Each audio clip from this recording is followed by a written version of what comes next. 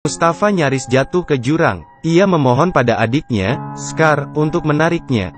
Tapi, bukannya menolong, Scar malah mendorongnya. Mustafa tidak mengira, ia dibunuh adiknya sendiri. Adegan ini dilihat oleh putra Mustafa, Simba.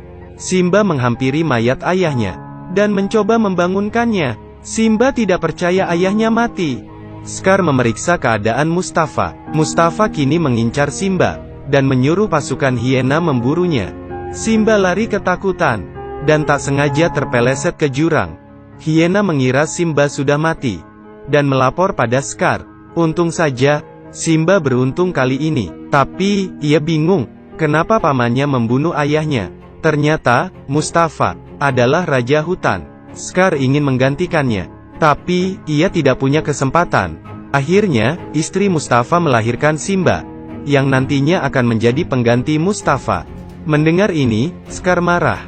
Ia memancing Simba pergi ke tempat berbahaya dan menyuruh pasukan hiena membunuhnya. Scar memancing Mustafa ke tebing dan membunuhnya di sana. Karena dua penguasa telah disingkirkan, Scar akhirnya menjadi raja hutan yang baru di bawah pemerintahan Scar yang serakah. Singa lain terpaksa menurut. Saat itu, Simba berjalan terlatih-tatih di padang pasir. Ia kelelahan dan kelaparan. Ia pun pingsan karena kehabisan tenaga. Burung bangkai mengira Simba sudah mati dan berkerumun untuk melahapnya. Tidak disangka, ada seekor babi hutan datang dan mengusir kawanan burung bangkai. Pumba kasihan abda Simba dan mengajaknya pulang. Di sini, binatang hidup dengan damai. Mereka makan ulat. Simba akhirnya juga ikut makan. Waktu pun berlalu. Simba kini menjadi singa dewasa. Ia menganggap Pumba sebagai saudara. Tapi, masalah datang. Seekor singa mengejar Pumba dan mau memakannya. Tapi, Pumba kalah cepat saat singa itu mau melahapnya.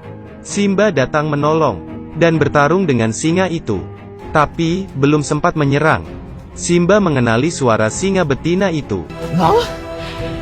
Simba? Ternyata, Nala adalah teman kecil Simba. Tapi, Simba tidak paham kenapa Nala meninggalkan kawanan. Ternyata, setelah Scar menjadi raja, ia mengubah hukum rimba, yaitu membiarkan hiena berburu sesukanya dan merusak ekosistem. Nala tidak kuat tinggal di sana, sehingga ia memilih pergi dari kawanan. Hingga di suatu malam, Nala diam-diam keluar untuk mencari bantuan. Tapi, ia malah bertemu Simba. Nala minta Simba kembali ke habitatnya dan memimpin binatang melawan Scar. Ia tak mengira Simba menolak. Simba sudah nyaman hidup di sana. Menurut Nala, Simba sangat egois. Nala pergi dari sana tanpa menoleh lagi. Melihat Nala meninggalkannya, Simba sangat sedih. Saat itu, Simba bertemu Rafiki si babon. I know your father. He died a long time ago. He's alive. Dengan penuh harap, Simba lari ke pinggir sungai. Rafiki bilang Mustafa ada di dalam sungai dan menyuruh Simba melihatnya.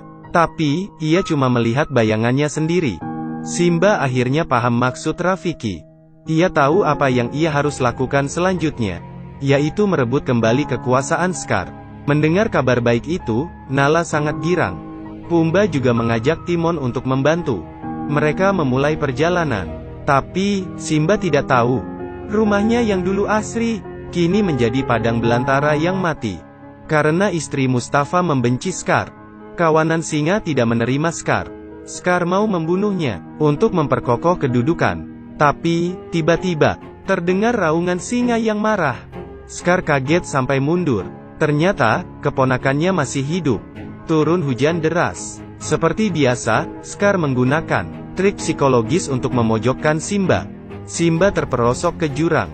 Scar ingin membunuh Simba seperti ayahnya. Tapi, karena kata-katanya kelewat pedas, Simba menjadi sangat marah dan berhasil lompat ke atas lagi. Mereka berkelahi dengan sengit. Kawanan hiena menyerang kawanan singa. Tapi, karena jumlahnya terlalu banyak, para singa kewalahan. Untung saja, Timon dan Pumba menolong.